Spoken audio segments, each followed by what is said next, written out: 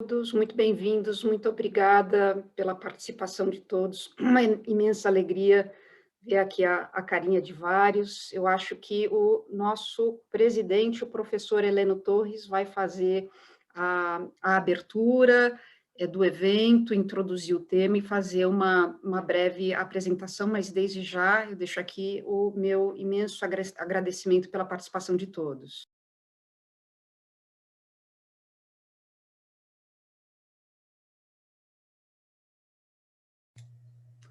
Olá, bom dia a todos. É um prazer recebê-los aqui nessa manhã para que nós possamos dar início a um projeto da nossa Associação Brasileira de Direito Financeiro, destinado a um permanente debate sobre direito tributário. Nesse espaço, quero, antes de mais nada, deixar registrado aqui meu agradecimento à Ana Carolina, que se dedicou aí a preparar todo essa estrutura, né, essas pessoas. E será um debate pensado, né, entre mim, o professor Chueire, Sérgio André, a própria Ana Carolina e colegas que são convidados, né, e como estão aqui todos, eu não vou nominá-los, apenas queria saudá-los em nome aqui de Ana Cláudia Tume, minha querida amiga, mas dizer que é uma satisfação ter todas essas profissionais magníficas, esses profissionais de excelência que estão aqui, né, e que têm uma dedicação muito intensa na tributação internacional. E, na verdade, inicialmente, a ideia é realmente termos, eu, o professor Chueire, o Sérgio André, né, permanentemente um diálogo aqui sobre grandes temas de tributação internacional. O de hoje não é absolutamente um tema menor, pelo contrário, é o grande tema do momento, que é justamente a discussão do minimum tax, né, em termos daquilo que está sendo pensado pela OCDE, discutido pela União Europeia e Estados Unidos, em relação também à nossa reforma tributária e os seus impactos no que concerne à tributação internacional. Nesses temas, claro, a cada mês teremos aí uma temática diferente, e a lógica será sempre esta, né? Uma pequena exposição. Talvez hoje o modelo, né, não seja exatamente aquele que nós pretendemos avançar com ele no futuro. É um primeiro encontro, é um dia talvez até de festa, né, para começarmos muito bem, né, em boa companhia, toda essa dinâmica. E depois vamos ajustar, né, esses temas para aquilo que nós queremos, né, que é exatamente encontrar discussões com os grupos de profissionais mais dedicados a esta área e, com isso, debatermos e, enfim, propormos aqui algumas sugestões de medidas, etc. Então, com esse espírito, né, que eu queria agradecer a todos, a todas que estão aqui nesse grupo, assim como convidar realmente a maior quantidade possível, né, para que nos próximos encontros estejamos aqui debatendo esses temas enfim, com a melhor intenção aí de contribuir para as soluções desses graves problemas que estão hoje sendo tratados nas grandes discussões internacionais e nacionais sobre tributação das empresas e também sobre as questões da arrecadação tributária, né? Muito bem, nós estamos vendo que o mundo, diante da pandemia do Covid-19, logicamente impulsionou todos os países a uma grande discussão sobre a necessidade de reformas tributárias, né? Então, nós temos aqui a nossa tentativa de reformas. Eu nem chamaria esse último texto enviado pelo governo ao Congresso Nacional de uma reforma tributária. Eu prefiro chamar de um pacote de medidas, não é? Algumas até meio desencontradas uma da outra, mas um pacote de medidas que tem por vocação, necessariamente, claro, impulsionar ou tentar, né, impulsionar a arrecadação. Se vai conseguir, eu não sei, né? Tamanha a dificuldade aí de compreensão sobre o exato alcance dessa medida. Mas, a semelhança do que está sendo feito no Brasil, outros países, Estados Unidos, países da União Europeia, países asiáticos, da América Latina em geral, estão também envolvidos em reformas tributárias. Reformas tributárias com temas internos, discussões que são de recuperação da economia, não é? O informe da OCDE recente sobre reformas tributárias no mundo dão demonstrações claras sobre isso, né? Nós temos ali uma série de medidas que estão sendo adotadas para a recuperação da economia e, ao mesmo tempo, nós temos algumas reformas tributárias que são estruturais, né? Algumas grandes reformas tributárias que, logicamente, pretendem resolver questões graves que já estavam aí de há muito consolidadas. Uma delas é da digitalização, né, da economia digital, e isso não é novidade alguma. Helena, desculpa, estou me atrasando um pouquinho. Desculpe. Olá. E aí nós temos essa discussão permanente, né, que vinha sendo já tida sobre a forma de controle das empresas da economia digital, como fazer, como criar medidas para resolver o problema da não tributação, da dupla não tributação, até mesmo usando acordos internacionais no primeiro momento, e agora os países dando conta da impossibilidade ou da dificuldade de suas leis internas alcançarem as rendas dessas empresas e surgindo, então, essa nova proposta de 2 pilares para uma solução dirigida, né, a esse fenômeno que é esse minimum tax global, tendo em vista uma saída de justiça fiscal. Eu vejo esse assunto de forma muito cética, né? Não é de hoje que a União Europeia, Estados Unidos, tentam tributar os dividendos acumulados no exterior. O grande problema que está por trás dessa medida é justamente uma dificuldade que o Brasil realmente superou com a CFC Legislation interna, né, de tributar a disponibilização do lucro, mesmo que ele não esteja distribuído, né, e, portanto,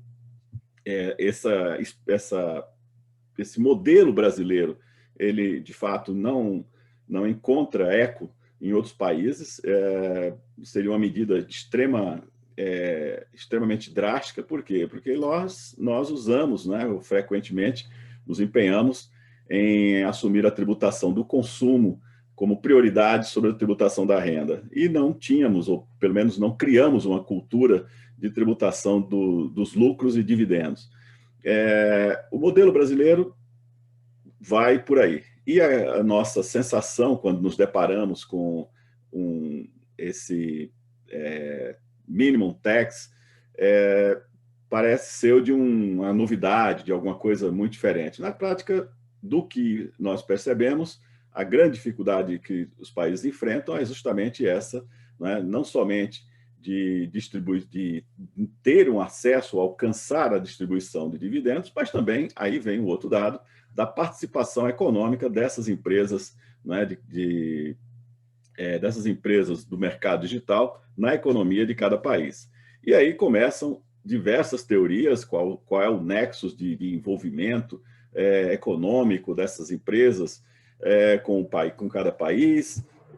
Daí a necessidade de ter 2 pilares, né? Um primeiro para identificar quais seriam essas empresas, o montante envolvido na atividade econômica em cada uma dessas referências nacionais, né? E, ao mesmo tempo, e depois, aí sim, uma solução destinada a resolver problemas de dupla tributação, questões de aceleração para práticas muito rápidas ou tentativas muito rápidas de solução de dupla tributação. E, nesse contexto, o que nós percebemos é que tudo ainda está muito vago, né? Não temos nenhuma definição muito clara. O último documento, pelo menos aquele que foi apresentado ao G20, mostra claramente que por volta do final de 2022, esse documento estará concluído em relação ao primeiro pilar, que seriam os critérios para essa tributação.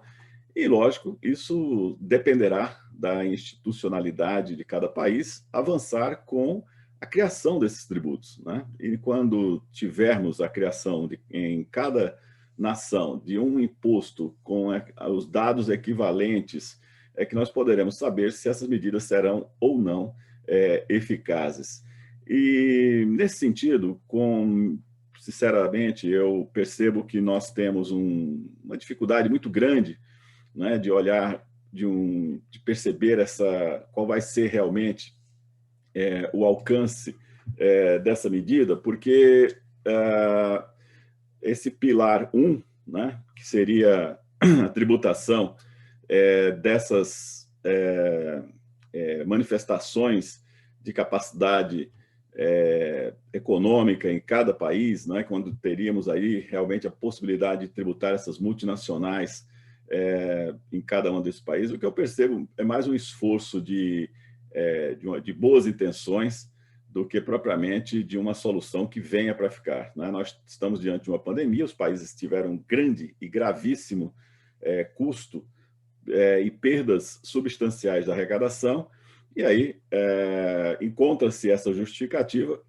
para evitar a cobrança de tributos dos nacionais, né? Então, esse é um ponto que eu acho que realmente merece uma reflexão. Agora, o Brasil, não sei em que se beneficia propriamente com essa medida, eu não sei exatamente o alcance dela, eu não tenho assim muitas expectativas sobre aumento de arrecadação aqui no Brasil, porque temos sim, claro, as grandes empresas, grandes corporações, Amazon, todas elas estão aqui no Brasil, operam, criam negócios no Brasil, mas há uma sensação, né, pelo menos, de que a atividade delas, excetuada a parte de serviços, mas quando envolve mercadorias, há uma razoável tributação, porque nós temos ou criamos uma figura que não existe no mundo, né, que é essa tributação sobre receitas,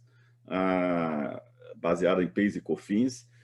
Nós temos a tributação aduaneira sobre todas as mercadorias que ingressam no território nacional e, consequentemente, nós vamos por aí conseguindo resolver problemas que talvez em outros países, especialmente a União Europeia, com a liberdade de circulação econômica e outros, talvez não sintam de modo mais forte.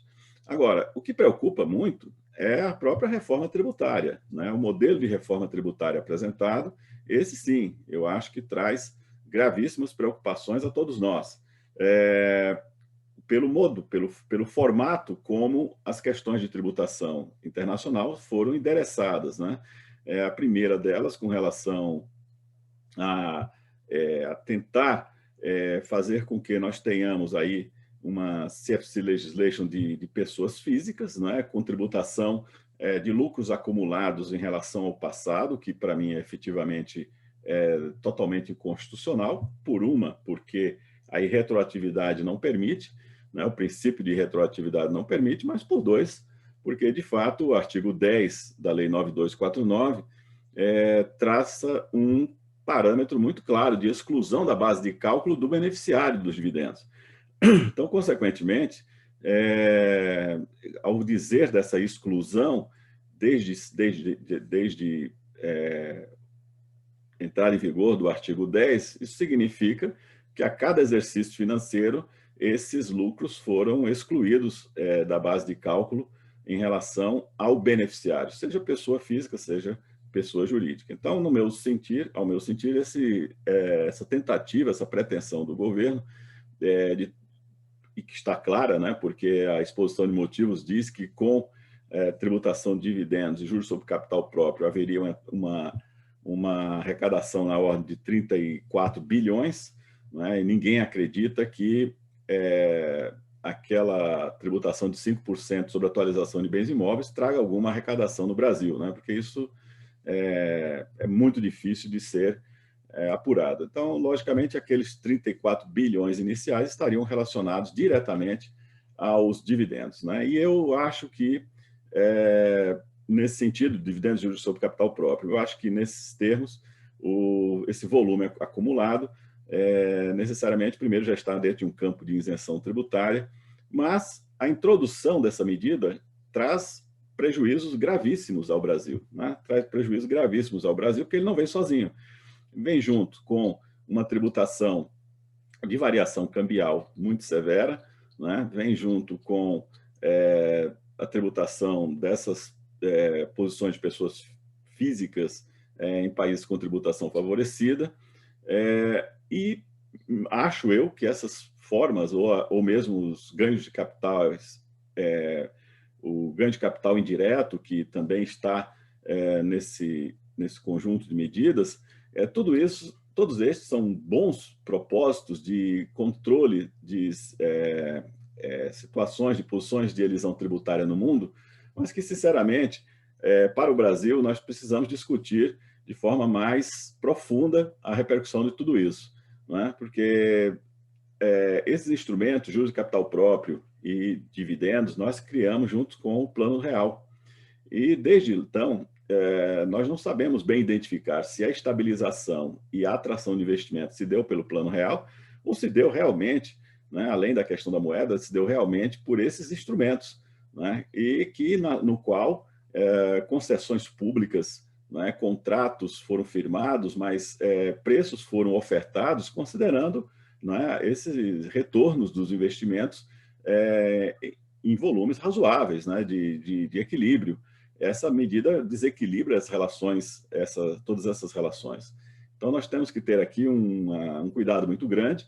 Esse assunto é muito sério, porque nós poderemos ter agora, com essa situação, uma saída, né, de volume de capital muito grande, a começar por uma excessiva distribuição de dividendos, caso essa medida avance ao longo do próprio exercício financeiro ainda agora, né, nesse ano de 2021, o que vai trazer um gravíssimo prejuízo ao próprio câmbio brasileiro e tantos outros fatores produtivos, né? Mas eu acho que eu gostaria somente aqui, né, de abrir esse tema para um debate. Quero voltar a ele, especialmente alguns temas desse Global Minimum Tax, que eu acho que é o tema central aqui do nosso debate, mas gostaria de ouvir o professor Chueri para suas considerações.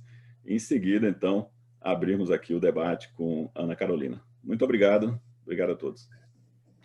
Obrigado, professor Heleno. Bom, o professor Heleno já mostrou a complexidade do tema, quantas coisas a gente pode falar. E eu fiquei pensando do que eu vou tratar. Eu olhei para o título e falou Global Minimum Tax. Então, eu vou, nessa passagem, falar só do Pillar 2, que é o que trata desse Minimum Tax, que eu acho que já é suficiente para pelo menos uma boa rodada de discussão dessa ideia do Minimum Tax. Algumas preocupações me trazem esse tema. A gente olha no jornal, puxa, que bom, finalmente chegou-se ao consenso, não vai mais haver paraíso fiscal, porque, afinal de contas, o mínimo de decência vai haver, as pessoas não vão se desviar para paraísos fiscais. É um discurso muito bonito, que aparece nos jornais, encanta jornalistas, mas incomoda algumas coisas, alguns detalhes que não são apresentados. A primeira questão que me incomoda é quando se fala desse Global Minimum Tax dos 15%, se faz a opção do Ultimate Parent Company. Algo que, na verdade, nós fazemos aqui no Brasil. Quer dizer, ou seja, você vai até lá em cima e buscar lá a tributação. Eu tenho um pouco de dúvida, em termos de policy, se isso é o mais correto. Ou seja, por que eu precisaria deixar para o Ultimate Parent? Por que eu já não poderia verificar, já no nível superior, se chegou aos 15% e já paro por aqui? Ou seja, por que deixar a tributação residual para a Parent Company e não para o país seguinte ou outro? Por que eu não faço no sentido subindo e não descendo? Essa é uma pergunta que a gente teria que fazer para saber o que existe por trás disso que me incomoda. O segundo tema que esse Global Tax me incomoda, esses 15%, é com relação aos incentivos fiscais, em geral. Ou seja, nós temos um problema de soberania que tem que ser enfrentado. Ah, mas os países concordaram. Vamos ser sinceros, quem concordaram foram autoridades fiscais dos países. Ou seja, até os parlamentos, quando os parlamentos perceberem o que vai acontecer com isso, não sei se vai ser tão claro. Pegando aqui no Brasil, nós temos regiões incentivadas, o Norte e o Nordeste, com tributação mais baixa, e nós podemos correr o risco de não ter esse minimum tax. E a minha pergunta, será que nós conseguiremos, quando os nossos parlamentares souberem que estamos pondo em risco os incentivos fiscais que hoje são dados, será que nós vamos endossar isso tranquilamente? Eu trago para a realidade brasileira para dizer, em geral, os países estariam dispostos a abrir mão dos incentivos fiscais legítimos? Porque uma coisa é você pensar no paraíso fiscal, na P.O. Box ou coisa parecida. Outra é você pensar em termos de investimentos produtivos que você pode ter, que você não cobre tributo. Eu sempre gosto de citar exemplo, a Itaipu. Se eu faço uma Itaipu, um incentivo, claramente houve todo o interesse em Itaipu, mas eu dei um monte de incentivos tributários para ter uma hidrelétrica. Então, num sentido como esse, como é que fica o minimum tax quando eu considero que os estados fazem sacrifício da sua arrecadação para poder atrair um investimento no interesse nacional? Eu tenho dúvida também deste ponto quanto à legitimidade disso. Terceiro ponto que me incomoda e que eu trago aqui é com relação aos direitos internos, ao direito nacional. Ou seja, como é que nós vamos adaptar isso à realidade de cada sistema? Claro, não, podemos mudar as constituições de todo mundo, mas vamos fazer de conta que nós não é tão fácil mudar a Constituição. No Brasil a gente muda, mas em geral não é tão fácil mudar. E o princípio da igualdade costuma ser um parâmetro interessante nos ordenamentos jurídicos. Por que eu trago o princípio da igualdade? Porque, veja, dentre as medidas que se fala em, eu vou ter que, no limite, eu vou ter que considerar indedutíveis pagamentos se eu não conseguir comprovar alguma tributação no nível superior. E tem um problema com isso, tem uma dificuldade de admitir que, conforme a tributação que haja noutro país, um pagamento que eu faço é dedutível ou não é dedutível. Eu não tenho tranquilidade com relação a isso. Ou seja, qual é o parâmetro de comparação que eu faço para dar um certo tratamento tributário para um ou outro contribuinte? Os ordenamentos jurídicos são ainda nacionais. Ou seja, invoca-se o tal do Single Tax Principle, e eu acho que é esse o grande problema. A grande questão é que se adotou uma retórica de um princípio do single tax, sem se dizer exatamente o que é. É necessário que haja, que se pague um tributo, pelo menos um tributo, e não mais que um tributo. Mas não se diz quem paga esse tributo, nem onde se paga esse tributo. Então, isso não tem muito cara de princípio, isso é muito mais uma retórica que se utiliza para qualquer tipo de medida. Eu tenho dificuldade também nesse ponto, ou seja, como é que nós vamos implementar essas medidas no ordenamento como o ordenamento brasileiro? Eu não sou tão tranquilo. Claro, com relação à parte CFC, nós já estamos anos-luz à frente, e o outro lado da moeda. Quem nos dera, hein, Luiz Felipe, quem nos dera que nós falássemos só em 15% e tá bom. Quem nos dera que nós não tivéssemos 34%. Sim, esse é o outro lado que a gente tem que considerar. Quer dizer, hoje o Brasil está isolado com essa posição de exigir uma tributação em bases universais. Eu não tenho notícia que alguém mais faça uma coisa parecida com o que nós fazemos aqui. Neste sentido, se outros países adotassem critério equivalente e se nós caíssemos aos mesmos 15%, talvez houvesse competitividade, porque é um ponto que a gente tem que sempre falar. É um absurdo que o Brasil, com o tamanho da sua economia, eu não sei se nós somos oitava, se somos décima, se somos 12ª. Mas vamos dizer, somos uma economia grande, inegavelmente grande. É um absurdo que um país do nosso tamanho possa contar nos dedos o número de empresas multinacionais. E eu estou convencido de que o elemento tributário é fundamental para tanto. Isso liga ao segundo tema que foi falado hoje para nós hoje. Falamos no Global Tax e reforma tributária. E a pergunta que vem é a peça que está faltando nessa reforma tributária. O que tem de exagero, o que tem de erro? Nós temos falado, assim, eu acho que entre nós aqui, todos conhecemos os problemas que vêm, os erros, os exageros, os questionamentos que tem com essa reforma tributária.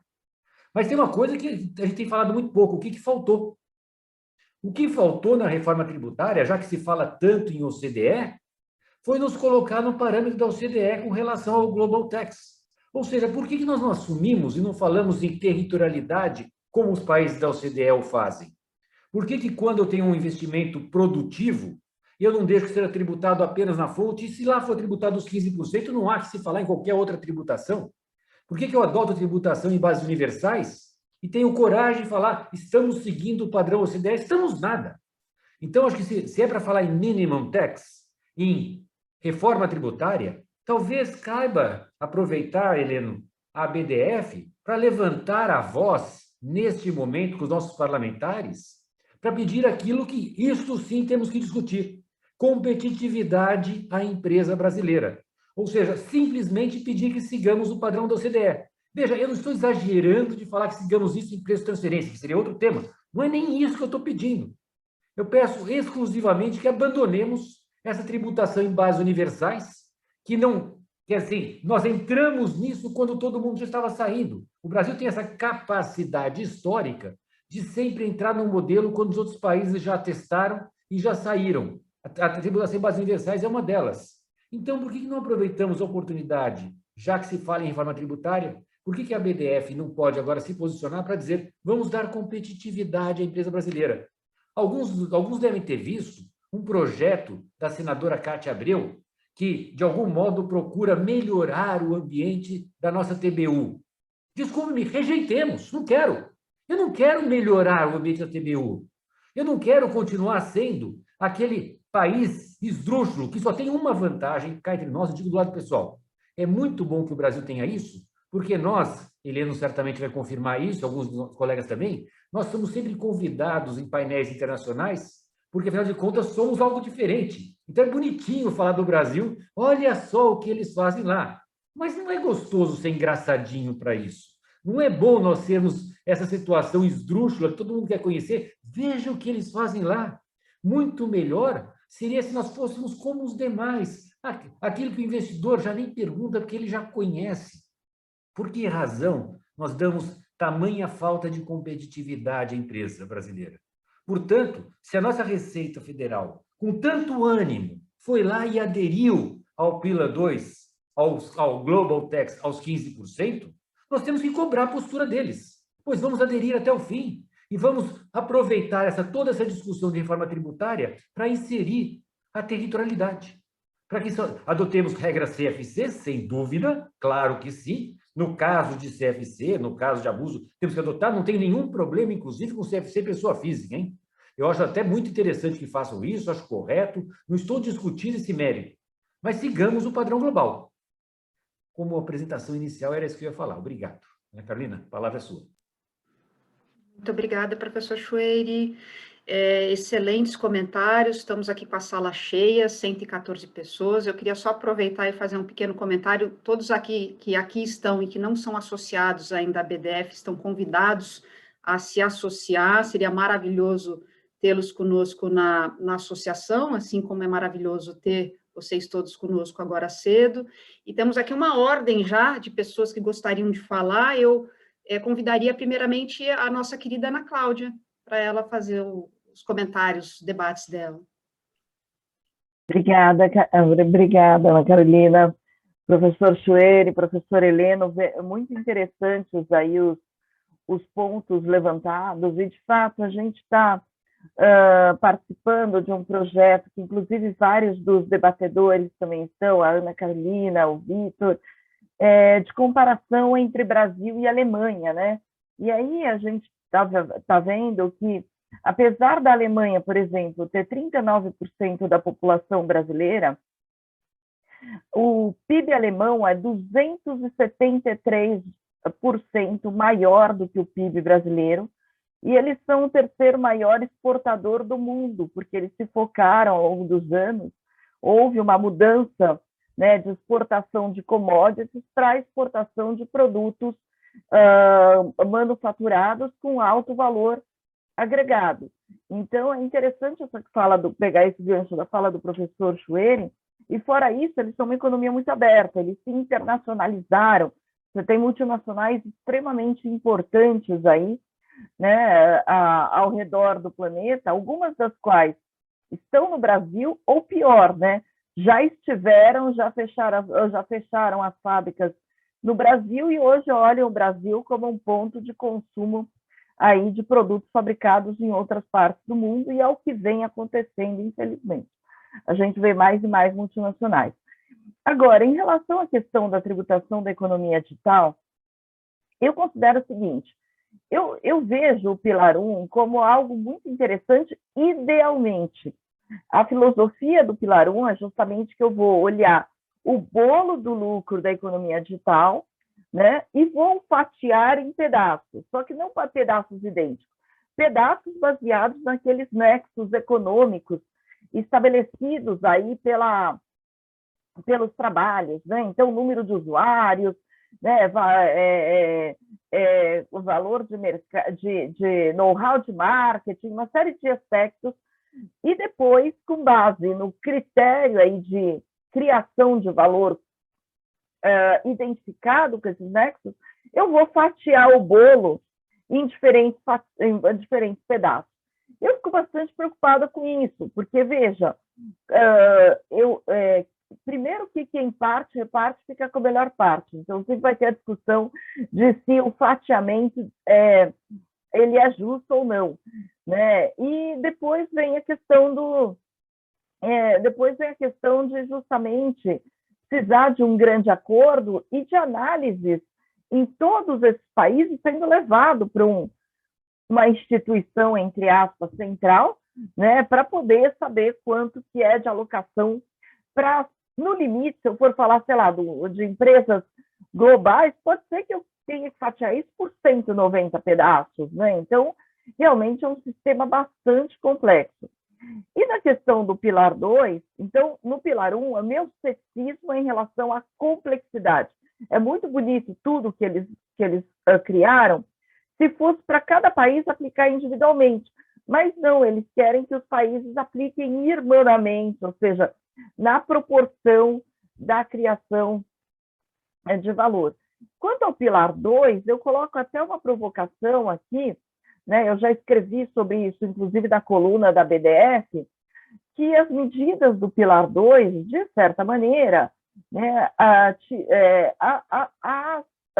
a tributação brasileira acaba abrangendo. A questão não é se a gente tem ou não mecanismos de tributação, é em que medida que esses mecanismos estão ou não sendo efetivos. Ainda mais que, porque justamente com essa questão do desincentivo às empresas brasileiras de se tornarem multinacionais e as multinacionais a investirem no Brasil, a gente vê multinacional de diversos setores que usa um custo mais 15 aqui no Brasil, ou seja, só deixa aqui no Brasil uma receita mínima do que tem que ser aquela operação do dia a dia, mas não deixa a criação de valor aqui no Brasil, né? Então, quanto à questão do Pilar 2, a comparação que eu fiz foi o seguinte, olha, as medidas sugeridas pelo Pilar 2, né, são medidas que, bem ou mal, uma parte delas já se tem aqui no Brasil.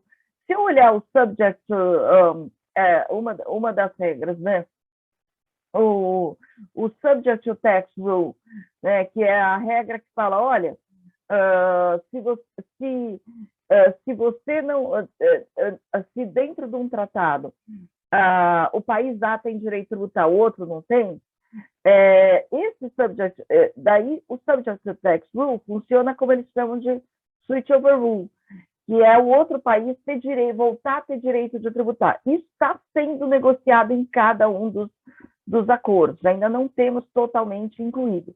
Porém, o Income Inclusion Rule, o Brasil tem uma regra CFC mais genérica do que o CFC normal. Então, é o que o professor Chueri falou, o nosso CFC não está em linha com o CFC dos outros países. Então, a gente faz o Income Inclusion Rule para tudo, inclusive para a empresa que esteja no 10º nível, né, de controle lá, com várias empresas no meio. O Undertax Payment Rule, eu tenho a indedutibilidade quando eu negocio com paraíso fiscal ou regime fiscal privilegiado, a menos que eu prove uma série de coisas para ter a dedutibilidade, né? E fora isso, a gente tem uma tributação na fonte bastante importante, aliás, que inclusive ajuda a afastar os investidores, porque toda vez que a gente paga qualquer tipo de serviço ou intangível a partir do Brasil, você tem o IR-fonte, né? O IR-fonte em si já está aí no mínimo global, se for para o paraíso fiscal é 25. Então, ou seja, o Brasil, eu diria que o momento é muito mais de olhar as empresas, o que está afastando as empresas multinacionais de se tornar, de virem para o Brasil ou se manterem no Brasil, né? Sejam da economia digital ou não, a gente está falando de economia digital, mas essas medidas que a gente está vendo empresas de outros setores, e o que está prevenindo as empresas brasileiras de se tornarem multinacionais? O que está fazendo com que empresas brasileiras, quando vão operar fora do Brasil, montem uma holding em Cayman, montem uma holding na Holanda, montem uma holding nos Estados Unidos, para a partir de outros países, passar a atuar, por exemplo, na América Latina. A gente tem uma série de empresas nesse sentido. Então, eu diria o seguinte, pilar 1, tá bom, em termos de justiça fiscal, em termos de tributação, onde a atividade econômica acontece e tal, muito bonito, faz sentido, etc, etc. Só que como é que a gente põe em prática isso, já que eu tenho que cortar, né, em tantos pedaços, e cada pedaço com base na agregação de valor? Pilar 2, o Brasil está avançando bastante na questão de fazer o switch over dos tratados, ou seja, de não ter mais tratado que permita a dupla não tributação, e tem também tem um IR-fonte bastante de base ampla, tem o Income Inclusion Rule como nenhum outro no planeta, eu ouso dizer, e tem regra de indedutibilidade se por acaso eu estiver pagando para local de pouca tributação. Então, eu vejo assim, o Brasil, que o Brasil, onde ele pode ganhar? Na medida que ele atrai mais multinacionais a manterem a sua receita, vamos dizer, o seu valor agregado efetivo aqui no Brasil, ao invés de usar custo mais 15, né? E melhorar aí a questão do enforcement, a questão da imposição efetiva, né, das legislações que hoje existem. Mas eu vejo bastante ceticismo nessa questão de divisão irmã, né, das receitas da economia digital no planeta. Então, eu agradeço aí a atenção. Eu não sei se o professor Helena ou o professor Chueiri gostariam de comentar algo, mas eu sei que a Bruna Ferrari... Fazer um breve comentário aqui, Ana. Vamos lá. Eu acho que excelentes as considerações feitas pela Ana Cláudia e pelo professor Chueiri.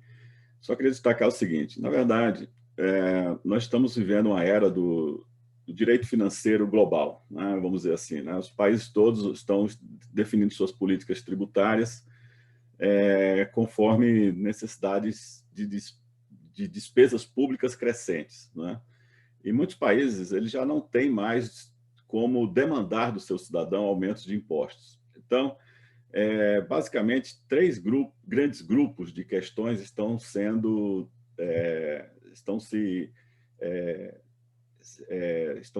na mesa, né? A primeira delas é a redução dos incentivos fiscais. Então, no mundo inteiro, depois, especialmente agora, com essa recuperação no pós-pandemia, nós estamos vendo movimentos muito interessantes. Tentativa de reduzir os incentivos fiscais globais e conferir incentivos fiscais, como fizemos agora com a emenda constitucional 109, que estão baseadas em análises, né, de verificação se os incentivos estão sendo ou não postos e apurados, né, em conformidade com a finalidade a ser atingida. Então, essa discussão ela casa do Global Minimum Tax com a redução de incentivos fiscais, inclusive, em alguns países nós temos, né, incentivos fiscais para esses segmentos, e casa também, Ana, com esse grande embate, né? Porque as grandes estruturas das multinacionais, elas transferem, né, as posições para receber dividendos a países com baixa tributação, como Irlanda, por exemplo, e outros, e nós temos a discussão justamente de concentração dos lucros em países com baixa tributação e, ao lado disso, né, a atuação em outros mercados sem pagar ou sem suportar uma tributação eficiente, né, vamos dizer assim, normal. Agora, é interessante isso porque nós vimos nos últimos tempos uma mudança de conduta que merece reflexão, tá certo? Nós começamos, quando chegamos naquela crise mundial, 2007, nós tínhamos alíquotas na ordem de 40% de imposto de renda, né, de tax corporate, 40%, 45%, etc. Hoje nós só temos um país com 45% em alíquota, né? Nós temos hoje praticamente 120 países têm suas alíquotas entre 20% e 25% no mundo, né? Então, consequentemente, a tributação da renda mudou fortemente nos últimos tempos. E é lógico que,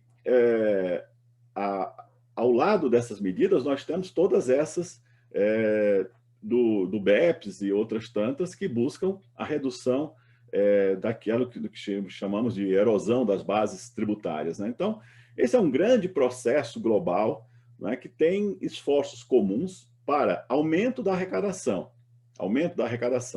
E esse processo de aumento de arrecadação não pode ser entendido, né, como disse muito bem o Chuery, como se tivéssemos que fazer ou servir a um standard universal, né? Eu gosto muito das regras de preço de transferência brasileiras, já fizemos até um artigo em conjunto, eu e o professor Chuery, nesse sentido, né? Nós preservarmos as nossas especificidades. Nós temos situações como essa de tributar os lucros acumulados, que eu acho que é um erro, porque se a regra for modificada para com um período de transição e tributarmos os lucros apurados daqui para frente, eu também não vejo nenhum problema, não, né? Só que quando se fala em tributar o passado, o que isso vai fazer? Vai levar todas essas empresas que estão em paraísos fiscais a uma grande indústria de redomiciliação, que não existe no Brasil. Nós não podemos redomiciliar empresas com sede no Brasil, mas as empresas em paraísos fiscais podem mudar de domicílio, né? Então, nós teremos esse fenômeno. E aqui no Brasil, eu acho que com essa regra da Emenda Constitucional 109, que permite o controle sobre os incentivos fiscais, que certamente agora poderão ser revistos periodicamente.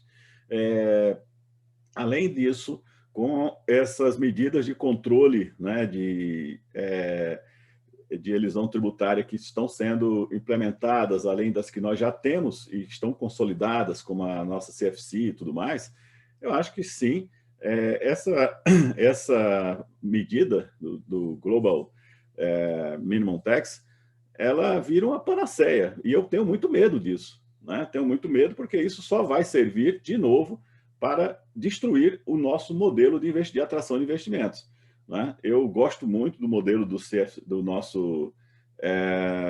da nossa isenção de dividendos. Eu acho que foi uma medida que sempre trouxe grandes vantagens para o Brasil e que, se ela vier para trazer a tributação de dividendos, tem que ter proporcionalmente também a redução da tributação das pessoas jurídicas na mesma medida, né? E, ao lado disso, eu acho que nós temos que discutir muito profundamente se vale a pena ou não acabarmos com a dedutibilidade de juros sobre capital próprio, né? Porque hoje, por exemplo, é o único instrumento que permite aos bancos o financiamento da liquidez do mercado, né? E além de outras medidas que estão ancoradas no juros sobre capital próprio. Então, eu gostei muito dessas observações, porque vai numa linha, né, de nós avaliarmos. Primeiro, nós não somos um paraíso fiscal, nem de longe. O Brasil tem regras de tributação muito firmes, e nós não podemos ter medo de discutir com o mundo a preservação dos nossos regimes jurídicos,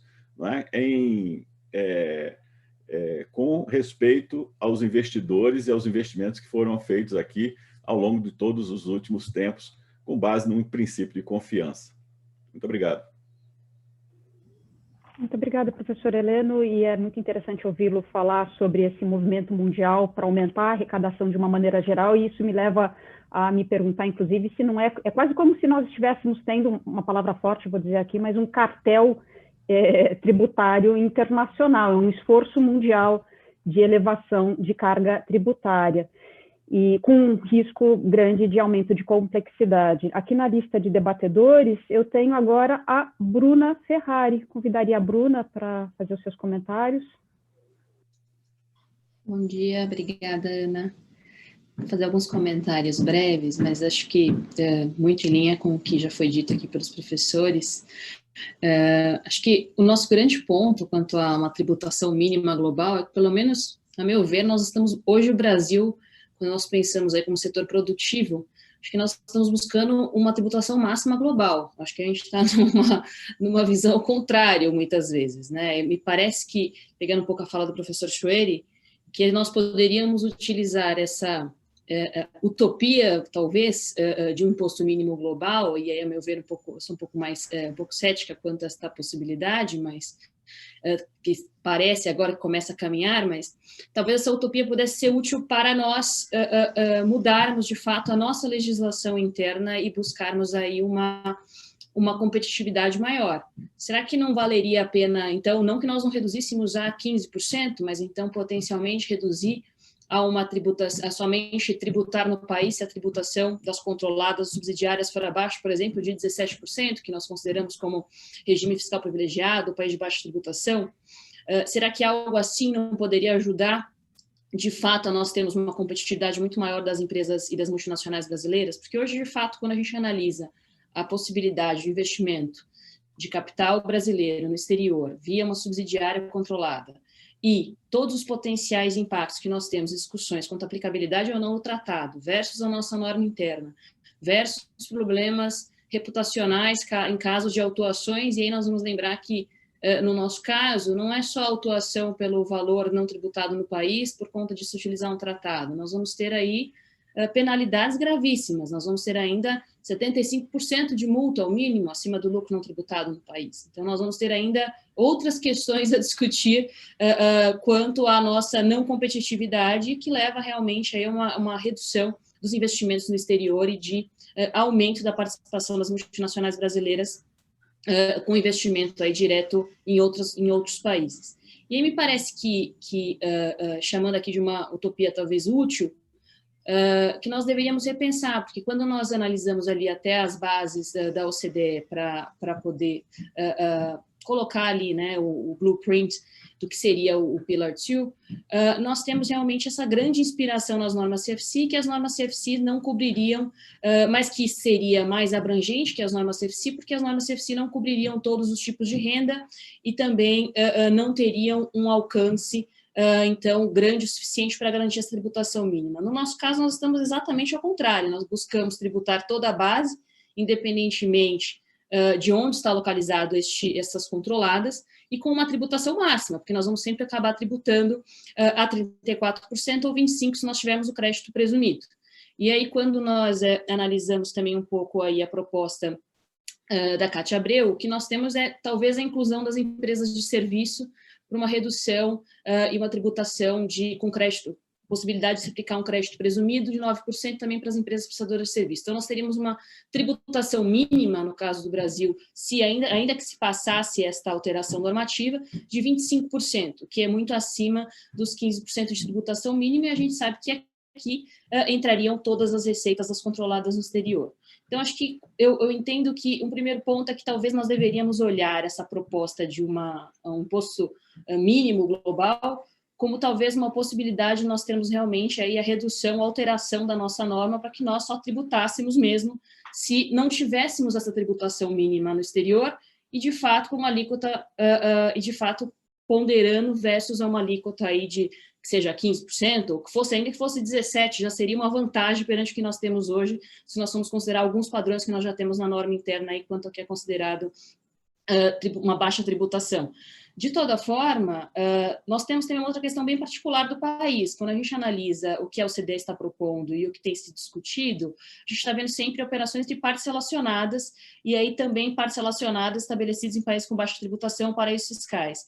No caso do Brasil, a gente sabe que as nossas regras são muito mais abrangentes, então, não somente partes relacionadas, todos os pagamentos para paraísos fiscais, países de baixa tributação, vão ter retenção na fonte. Nós vamos ter aplicabilidade de regras de preço de transferência. Então, nós já estamos no escopo também muito mais amplo. Então, me parece que o que a gente tem que, talvez, buscar aqui, e também sempre foi um pouco essa minha visão aí quando a gente analisa o projeto BEPS, e agora talvez um BEPS 2.0, ou esta nova aí, alteração versus o Pillar 2, é que, de fato, talvez nós buscássemos este posicionamento global e esta busca global de uma tributação mínima ou de uma arrecadação mais equilibrada entre os países, que, de fato, eu acho difícil.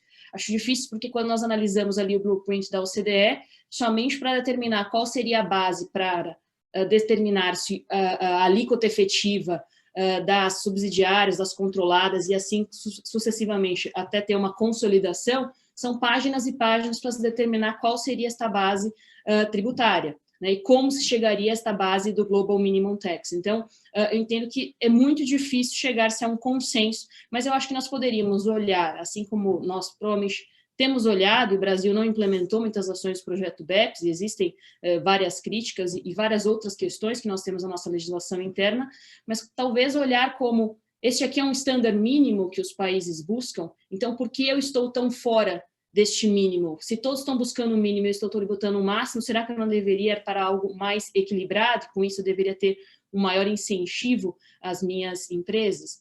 E um outro ponto que eu acho bem importante, acho que trazendo um pouco para a reforma tributária, é que me parece que a gente sempre importa o caput e não importa os parágrafos, né? Porque quando a gente analisa hoje a nossa proposta de tributação de dividendos, é uma proposta de tributação de dividendos em cascata, uma proposta de tributação das pessoas jurídicas e não do último beneficiário. E se a gente for pegar e realmente comparar com outros países, e principalmente os países europeus, a gente sempre vai ter aplicabilidade ali da Parent Subsidiary Directive. Então, no final, quanto que de fato está sendo arrecadado de dividendos na cadeia produtiva, né? E quanto que disso não está sendo de fato tributado e esses dividendos continuam isentos? Me parece que a gente nunca olha para o contexto todo ou deixa de olhar para o todo buscando uma questão arrecadatória. E um ponto muito importante, que aí eu acho que, de toda forma, quando a gente olha a reforma atual, me parece trazer um desincentivo imenso, é nós colocarmos uma tributação automática, como se tivéssemos aí dividendo presumido de uma filial ou sucursal, etc., de uma controlada, de uma investidora estrangeira, porque, de fato, a gente acaba diminuindo ainda mais a competitividade do país. E não é só a competitividade das multinacionais brasileiras, mas nós estamos falando ao contrário, a competitividade do país como um todo, porque, de fato, qual é o incentivo para que essas multinacionais investam no país se nós vamos ter uma tributação automática ao fim de cada ano de 20%, né? Nem de 15% ou algo que fosse proporcional a uma mínima tributação. Na verdade, nós estamos buscando uma tributação de 20%, se não for 30% no caso de paraíso fiscal. Então, quanto que nós estamos indo, na verdade, a favor de uma tributação máxima global e não de uma tributação mínima, e aí, claro que não é global por si, porque é o país que está impondo essa tributação, mas, de fato, me parece que a gente está bem longe de uma tributação mínima e nós estamos hoje nessa vertente de uma tributação máxima. E um ponto, acho que importante, eu gostaria de colocar por fim, e acho bem relevante quando a gente analisa até o projeto, o blueprint da tributação mínima e também versus a nossa reforma tributária, é que eu acho que pouca atenção é dada aqui, quando a gente fala de uma potencial reforma no país, quanto à compensação de prejuízos fiscais. Por que não a nossa reforma tributária prever que, assim como os governos dos países foram afetados pela pandemia e por necessidade de gastos excessivos, as empresas também foram afetadas e também apuraram prejuízos, e esses prejuízos hoje, no nosso país, diferentemente de grande parte dos países, né, e se nós formos olhar a maior parte, ou possuem compensação ilimitada, ou uma compensação restrita aí a 50%, 75% do valor, nós hoje trabalhamos com uma compensação limitada a 30%. E ainda que na nossa proposta de reforma nós viéssemos a ter uma compensação trimestral, né, quer dizer, pudéssemos trimestralmente compensar 100% do valor, que é o que está se propondo, de um ano para o outro nós teríamos restrição novamente. Então, me parece absurdo nós irmos para um lado de buscar uma reforma ou uma tributação. Me parece que a tributação mínima aqui não tem impacto, como eu já disse, acho que nós temos que buscar o contrário, nos espelhar talvez para reduzir tributação, mas uma potencial reforma, inclusive olhando para fora, nós temos que partir e olhar para os parágrafos, para outras linhas, e não somente para essa única visão arrecadatória, porque questão de compensação de prejuízo é extremamente relevante para todas as companhias, e hoje várias companhias, se nós formos olhar, estão com prejuízos acumulados, e este pacote fica lá esperando, porque só pode ser compensado 30% ao ano. Então, será que nós não deveríamos olhar esta possibilidade? Possibilidade de compensação dos tributos, né? Enfim, agora eliminando-se aí, virando tudo trimestral, provavelmente não teríamos mais esse problema de compensação, mas são questões que circulam uma reforma mais ampla, mas que são pontos essenciais e que hoje não são tratados. Então, eu acho que esse ponto é importante, porque quando a gente analisa, inclusive, a proposta e o blueprint de uma tributação mínima, nós vemos ali capítulos dedicados a como nós vamos ter um carry forward de créditos, como nós vamos ter, né, porque foi tributado a mais, houve uma tributação excessiva no ano, então eu carrego para outro ano para compensar, e, portanto, eu não teria que tributar no outro ano se a alíquota se a alíquota no ano seguinte for menor, porque eu vou compensar aquele excesso que eu tive de tributação no ano anterior.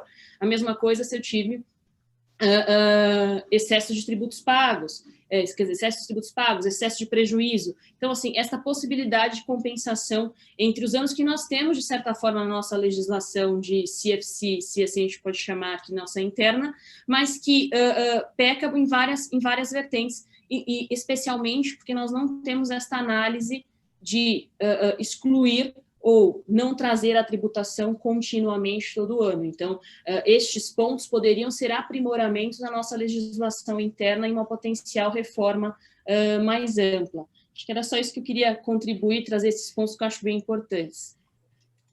Excelentes comentários, Bruna. Super, super obrigada. Eu tenho aqui já uma lista de pessoas que pediram para falar. Vou colocar a lista na ordem: o Roberto, o Catão, o Luiz Felipe, a Flávia, o Rodrigo, o Victor, a Renata. Eu acho que o Alê talvez queira falar alguma coisa. Por favor, eu passo a palavra para o Roberto, e deixando, é lógico, o professor Chueire e o professor Helena à vontade para fazer as intervenções quando eles acharem adequado, mas o tema está ótimo e a discussão está muito bacana. Super obrigada. Roberto? Bom dia, Ana Carolina. Bom dia, professor Helena. Bom dia, professor Chueire. Bom dia, demais colegas aqui participando desse evento. É uma alegria muito grande a gente estar aqui num fórum tão qualificado, tocando num assunto que é o assunto mais importante no momento, que é a nossa reforma do imposto de renda e a sua inserção no mundo global. Acho que a gente não pode perder essa perspectiva. Se a gente olhar para trás, tanto a tributação, a não tributação dos dividendos, quanto a nossa dita CFC, TBU, começou lá em 95 na Lei 9249. Como também o juros sobre capital próprio. Nós estamos falando em modificar um sistema que existe, né, que foi previsto lá, foi concebido em 95, com uma lógica que os investidores se organizaram seguindo essa lógica desse sistema. E agora a gente tenta, né, o governo federal tenta reformar esse sistema, para o bem ou para o mal. Não quero fazer aqui um juízo de valor da validade de um sistema em que tribute o dividendo ou não tribute o dividendo, mas eu acho que isso tem que ser amplamente discutido. A questão da tributação internacional nesse momento, me parece, a Bruna chamou bastante atenção ao que a gente vinha falando desde o início, a lei, naquele momento, a 9249, ela desincentivou totalmente a exportação de capitais brasileiros, a estruturação de multinacionais brasileiras. A capacidade, a incapacidade do governo central de enxergar as perdas absurdas que estavam se dando com esse apetite fiscal de querer tributar 34% todos os lucros de todas as controladas no exterior, desrespeitando tratados internacionais, desrespeitando incentivos fiscais, desrespeitando tudo e qualquer coisa, com uma voracidade arrecadatória enorme, que chega, na verdade, a esse imposto máximo global e não o imposto mínimo global que a gente está vendo agora nessas discussões. Então, eu estou com o professor Chueire, eu li o projeto da senadora Cátia Abreu. É um projeto que tenta de alguma forma, minimizar perdas, mas realmente, se existisse alguma boa vontade e alguma inteligência legislativa, a gente devia recolher essas cartas, embaralhar de novo e criar uma nova legislação CFC. E eu acho interessante, até é engraçado, como é paradoxal isso. Quer dizer, no momento de uma economia digital globalizada, integrada, talvez a solução seja voltar para a velha e boa territorialidade, né? É paradoxal isso. Quando você mais globalizou, quando você mais integrou, mais você, talvez a única certeza que você tenha é um regime territorial com uma CFC específica muito peculiar para determinadas situações. Talvez seja essa a saída, né? O Ana Cláudia explicando o pilar 1 é a alegria da burocracia fiscal, a quantidade de formulários e preenchimento de informações que vai ter que se fazer para poder chegar. E quem vai ser o juiz, o grande árbitro, que vai definir qual país fica com o quê? Qual porção residual cabe a cada um? Onde está a soberania dos Estados? Onde está a minha decisão política de dar ou não um incentivo para uma determinada atividade? Quem é esse grande líder global, esse ditador global que vai dizer para onde vai o dinheiro? É a OCDE? São as administrações fiscais do G20? E onde está o poder político dos países? Onde estão as decisões estratégicas? Não é?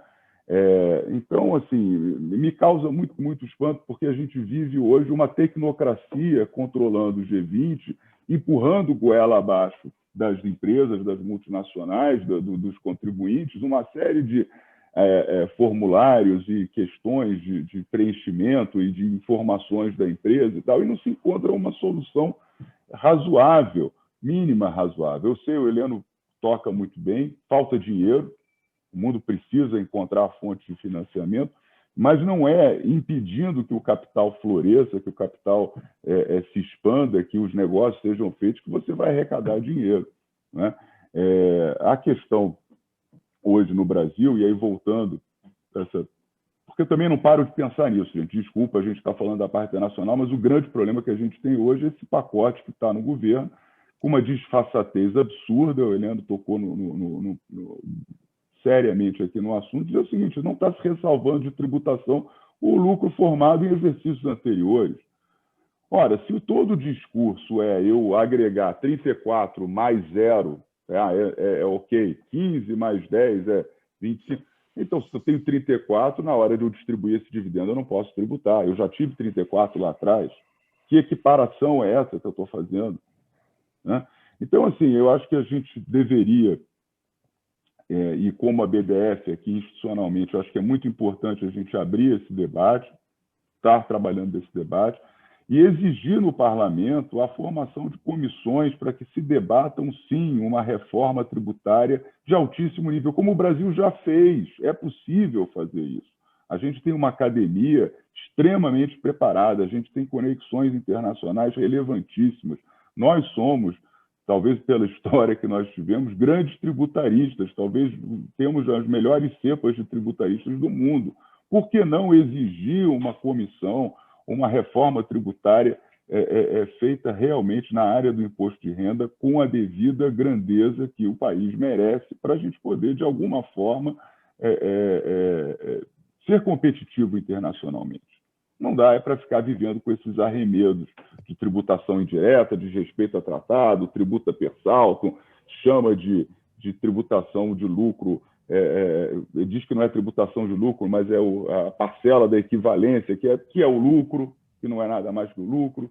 Então, assim, chega, né, gente? Acho que está na hora de dizer chega para certas coisas e termos uma posição de uma política fiscal mais racional e menos contra o investimento, e sim favorável à expansão do investimento. São essas as considerações que eu tinha, Ana. Eu agradeço aí o tempo que vocês estiveram me ouvindo e fico à disposição para trocar mais ideias com os demais colegas. Obrigado. Roberto, faço só uma consideração, né, nesse ponto.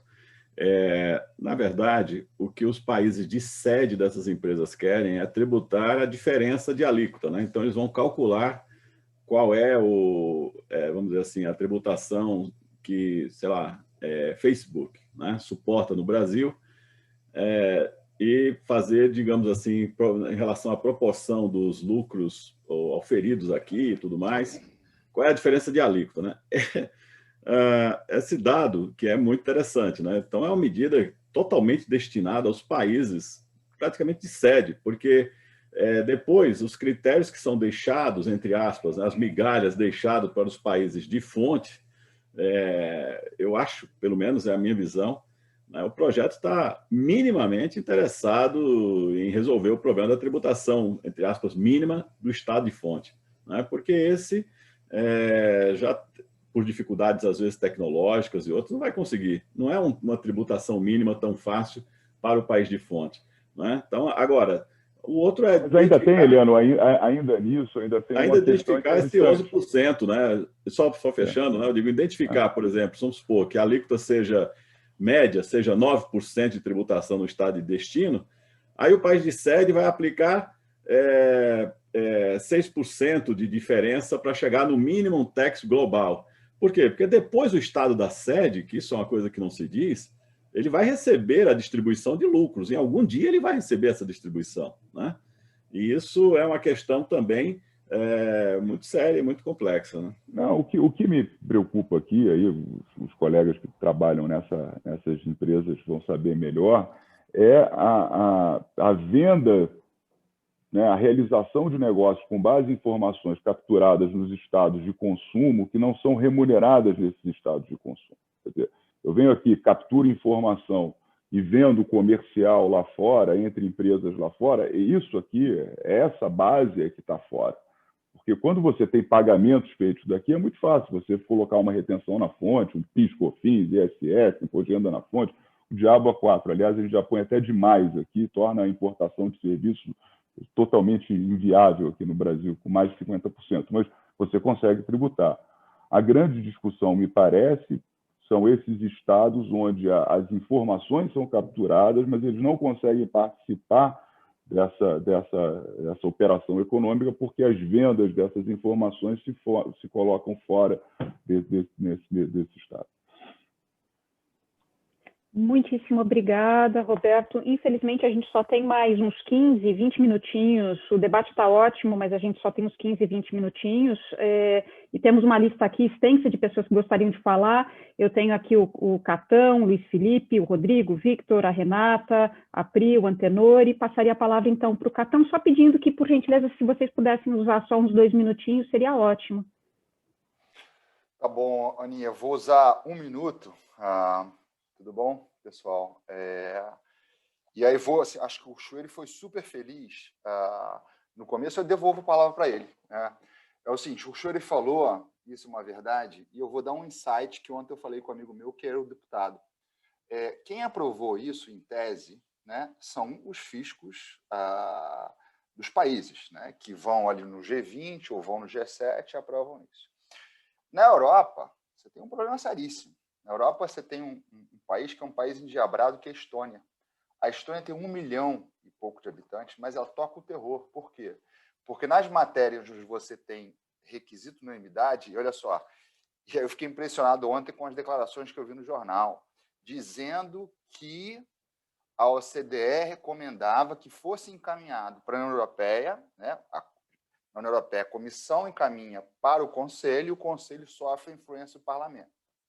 A comissão, geralmente, é executivo. E ali é o seguinte, é tema fiscal, está na mão da Receita. Então, a comissão vai ter que encaminhar para o Conselho. O Conselho de outro mundo.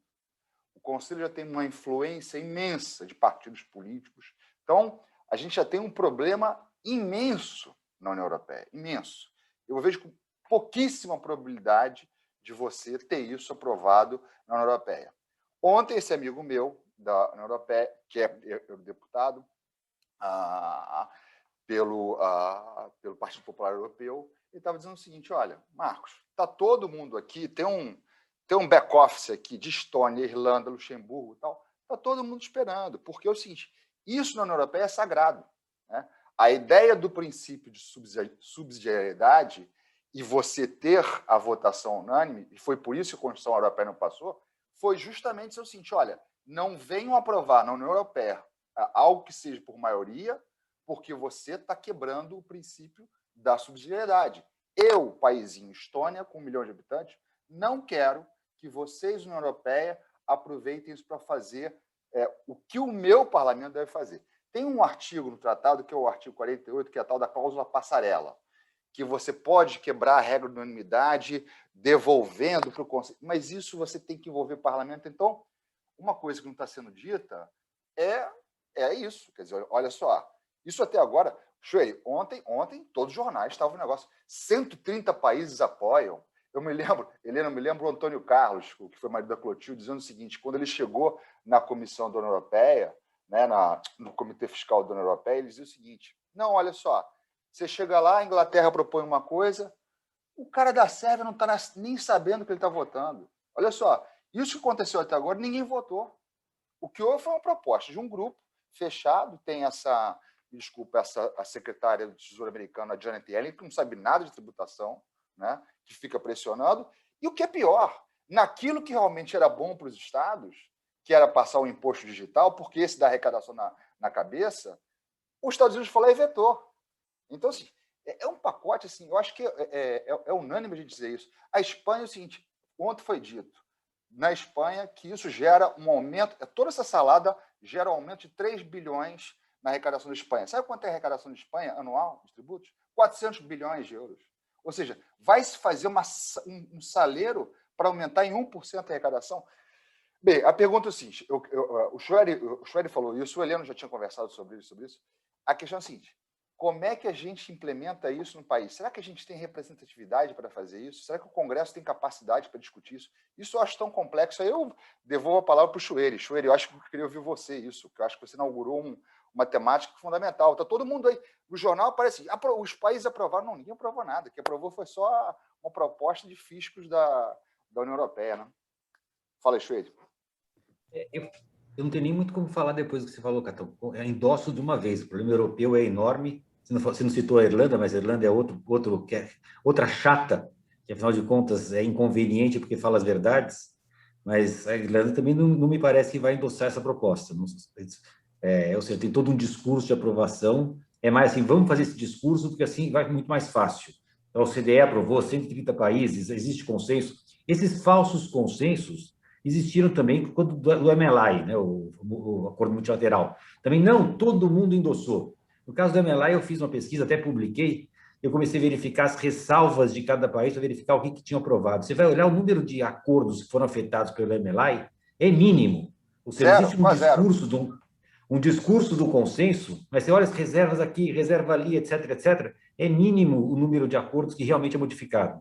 Então, existe sim um discurso, encanta a imprensa, a chamada opinião pública, e nós somos péssimos com relação à opinião pública, porque nós não trazemos o discurso contrário, então fica unilateral. Então, aí vem de novo um papel da BDF até importante de alimentar a imprensa, alimentar a opinião pública para dizer não é bem assim que está acontecendo.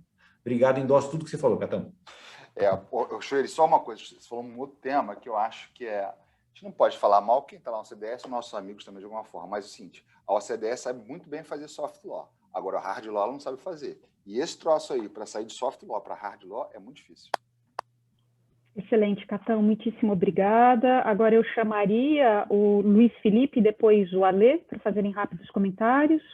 Obrigado, Carol. Na verdade, depois de tudo que foi falado, eu nem sei se eu tenho muito mais comentário, porque a Bruna falou muito do que eu ia falar, mas o Schwery me levantou exatamente o ponto que, para mim, é a dificuldade. A gente fala muito em congresso, em eventos, sobre Pilar 1, 2, sobre tributação mínima global, e às vezes me parece, toda a discussão que comentou em cima da soberania, tudo, às vezes me parece um pouco aquela história dos amigos que se encontram na praia e fazem 1000 programas vamos combinar, vamos fazer aquilo, vamos fazer isso, você vai me ligando, a gente vai se falando e nunca mais vai se falar. Porque é exatamente isso, você tem muitos propósitos aqui bacanas, mas você tem a soberania de cada país, e você não vai implementar no final das contas, porque cada um tem um tipo de implementação diferente aqui. A gente já tem uma tributação grande, a gente tem uma maximum tax local aqui, a gente tem a Receita Federal faz as nossas regras, então a gente não tem que se preocupar com isso, porque sempre vai ser bastante tributado. A gente tem os nossos problemas aqui, que são no uso da tecnologia, por exemplo, o uso de cartão de crédito pelas pessoas físicas. Esses são os grandes buracos que a gente tem que cobrir e não o que o mundo vai ter que cobrir para a gente. Então, os nossos buracos são outros aqui, a gente não está... Realmente, eu não acho que a gente vai estar preocupado com isso, a gente vai enfrentar grandes problemas aqui de de soberania e legitimidade. Então, eu não acho que isso é uma grande coisa que vai se passar, não. Eu acho que a nossa preocupação maior hoje vai ser a reforma tributária, que é o grande buraco que a gente vai ter que passar. E quando eu falo reforma, não é imposto de renda, eu falo imposto de renda e CBS, nesse caso também. Mas acho que, assim, todo mundo já comentou muito do que eu iria falar, então acho que nem tem muito mais o que fazer. Obrigado. Muito obrigada, Luiz. Alê? Carol, obrigado. Bom dia a todos aqui. Eu vou ser muito breve. Tem muita gente boa aqui no painel e eu quero ouvir todo mundo. Aliás, fica uma sugestão para a gente ampliar o tempo nesses eventos da BDF, porque tem muita gente boa e acho que todo mundo tem insights bacanas para comentar. Eu só queria comentar um aspecto que tem me incomodado um pouco, que acho que casa também com o que o Chueri e o Heleno apresentaram, que é o argumento que se usa aqui no Brasil: vamos fazer isso porque lá fora deu certo, porque há países da OCDE que também utilizam isso, e é um argumento que eu acho que ele é usado com certo oportunismo. Por quê? O Schwer deu um exemplo da questão da TBU e territorialidade, que lá fora fazem de um jeito completamente diferente do nosso. Então, nisso, a gente não se espelha lá fora. Mas eu acho que todo mundo está cansado de ver, nos últimos dias, comentários da Receita, ou mesmo do ministro Paulo Guedes, dizendo que vamos tributar dividendos porque se faz lá fora. Porque o Brasil é o único país que faz diferente, mas ninguém fala que o Brasil é o único país que tem, por exemplo, uma regra de preço de transferência diferente. Então, quando interessa, a gente fala que E PIS/COFINS, né? Propostas, PIS/COFINS. Então, quando interessa, a gente fala com o título que a gente usou para esse evento aqui, Minimum Tax e reforma tributária no Brasil. Quer dizer, a gente vai se adequar a padrões internacionais em tudo ou só naquilo que interessa a Receita Federal? É isso, Carol. Ali, só para dizer sobre essa história da OCDE, a coluna da BDF de hoje deve sair com um artigo meu no Jota, em que eu falo boa parte sobre essa história da OCDE e tento desmentir essas questões. Ou seja, para começar, falando que eles usam média aritmética. Então, a média da OCDE é média aritmética. Se considera Estados Unidos, tem aquela população enorme, o imposto de renda é 24%. Daí você considera a Dinamarca, considera aqueles paizinhos que não equivalem a nenhum estado do Brasil, com uma carga tributária mais alta, mas na média dá uma tributação alta. Então, essa história de média aritmética em si já é uma mentira. O artigo, bom, enfim, acompanhem hoje, se tudo der certo, a coluna do Jota vai ter um tema sobre isso. Que bom. Parabéns. Ansiosa para ler o seu artigo, professor Chueri. Eu passaria agora a palavra para o Rodrigo. Rodrigo, 2 minutinhos, por favor. Bom dia, pessoal. Bom, muito obrigado, Ana. Cumprimento a todos. De fato, eu também tenho muito pouco aqui a acrescentar, porque as falas realmente foram bem instigantes, bem completas. O que me parece, de uma maneira muito rápida aqui, é que nós temos várias perspectivas de análise, né? Então, por exemplo, o professor Heleno colocou a questão do direito financeiro e, de fato, eu acho que a gente vive hoje um problema gravíssimo, que é só olhar para um lado da equação, né? Então, os países estão tendo, invariavelmente, esforços de captar riquezas que não são atualmente tributadas, né? Essa questão de como dividir o bolo, mas, para além disso, como, eventualmente, tributar mais e standardizar as suas legislações para coibir práticas consideradas abusivas e por aí vai. E me parece que tem muitas perguntas que precisam ser feitas, né, nesse sentido, antes da gente avançar nessa discussão. De fato, eu tenho uma visão de que eu acho que não falta dinheiro, que eu acho que falta boa gestão. O que falta é tributar adequadamente quem tem mais capacidade contributiva. Então, nesse contexto, eu vejo como algo que precisa ser discutido, essa questão da assimetria nessa discussão toda. Nós estamos aqui olhando para as medidas individualmente, mas a gente deixa de olhar, talvez, a floresta de uma maneira mais ordenada, né? Então, essas questões me incomodam profundamente. Eu acho que o Brasil vai muito nessa linha do que foi colocado aqui, né? Talvez isso seja bom para mim também, então eu vou aderir, mas, a rigor, a gente já tem uma tributação na fonte bastante efetiva, que capta, do ponto de vista tributário, muito da riqueza, né? Então, tudo bem, nós poderemos ter situações que essa discussão toda no âmbito do BEPS vai captar, mas que de outra forma não teria, né, numa tributação da fonte normal. Ok, mas se isso é para a economia digital, isso vale também para a economia tradicional. Então, eu tenho uma visão que acho que isso leva a outros desdobramentos, e por isso meu ceticismo em relação a todas essas medidas. Eu acho que é muita complicação para pouco benefício. A quem interessa tudo isso? Uma meia dúzia de países? Os países que detêm, de fato, vamos dizer assim, a capacidade de inovação e que criaram esses gigantes da economia digital? Sim. Outra questão que me parece, já encerrando aqui, mas que me parece muito importante, a gente fala de competitividade, né? A tributação é um elemento chave nessa questão da competitividade, mas o Brasil, acho que se coloca mal nesse processo, não só por conta das nossas regras de CFC, que coibiram a criação das campeãs nacionais, de fato, as multinacionais brasileiras. O Brasil passou a ser ponto final de investimento, mas eu acho que tem vários outros fatores que estão prejudicando a inovação. A indústria automobilística brasileira está definhando. E por que disso? Não é só por conta de tributação, tem vários outros fatores. Então, assim, a lógica é que o nosso foco é a tributação, mas a gente precisa exigir, né, e o nosso papel talvez seja esse, discutir e apontar para os problemas e como que o sistema tributário tem colaborado, né, da forma como ele está colocado de uma maneira muito anacrônica, tem colaborado para que não surjam empresas efetivamente grandes e inovadoras aqui no Brasil. Essa proposta de reforma tributária, por exemplo, vai gerar uma readequação, se ela for para frente, né, absurda.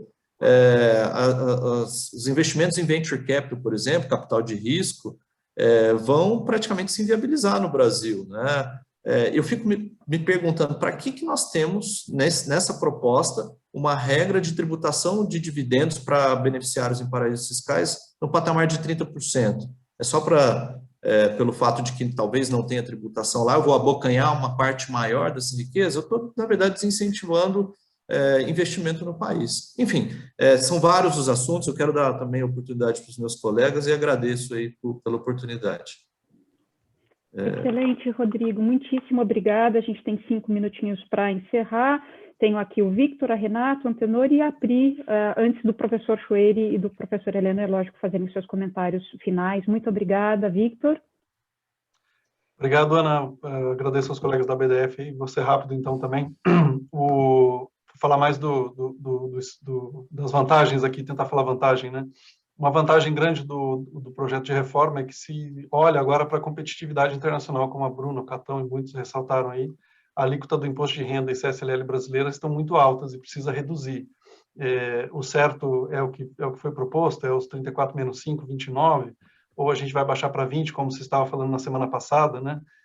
O Brasil, de fato, hoje, para competir nos Estados Unidos, está competindo com empresas que pagam 21, vai competir com o resto do mundo está abaixo de 34.